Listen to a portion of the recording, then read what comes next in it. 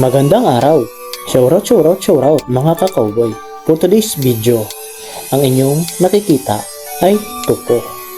Ang tupo, putahe para sa pananghaliang ito. Ayan na nga, sinalang sa kawali. At ang kawali, talaga namang kumukulo ang mantika. Ayan, nagtilamsikan ang mga mantika. Talaga namang masakit. Tumatalsik sa aking kamay. Tinamaan pa sa mata. Ayan, pagkatapos, nag-golden brown na, binaliktad ang tupo upang ito ay maluto sa kabilang parte.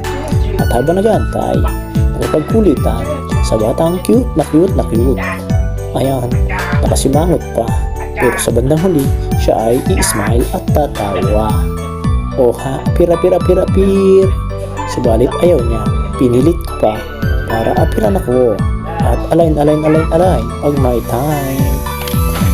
Ayan na, cute diba? At nang maluto nga ang tupo, siya ay ginayat-gayat po sa maliit na piraso. Cube ang tawag dito.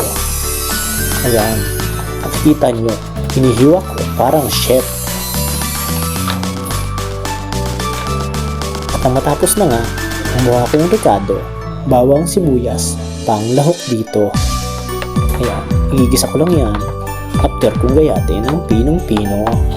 O diba, ang talas ng kutsilyo ko. O ha? Ayan, pasensya na po, mabagal.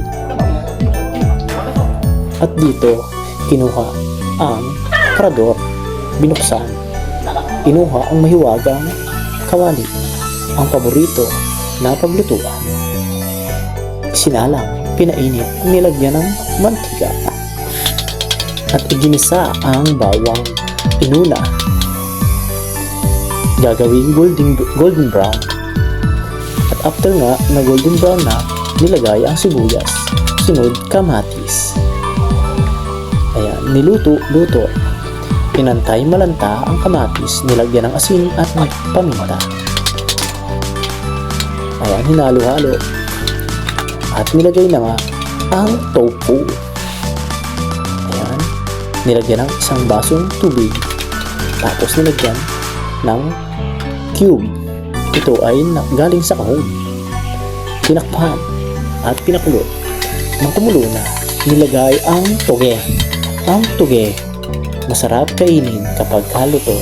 Pwede rin gawing lumpia. Ayan. O, pagkatapos, kumuha ng toyo. Sapagkat hindi ako nakakuha ng toyo sa jowa ko. Wala kasi ako noon. At nang kumulo na, akin ang tinikman. Kumuha ng kapiraso. Sabay tinikman ito. Oh, it's okay. It feels good. Masarap ang lasa. Ayan, kung inyong makikita, busog ang tropa. Solved na naman ang pananghalian nila.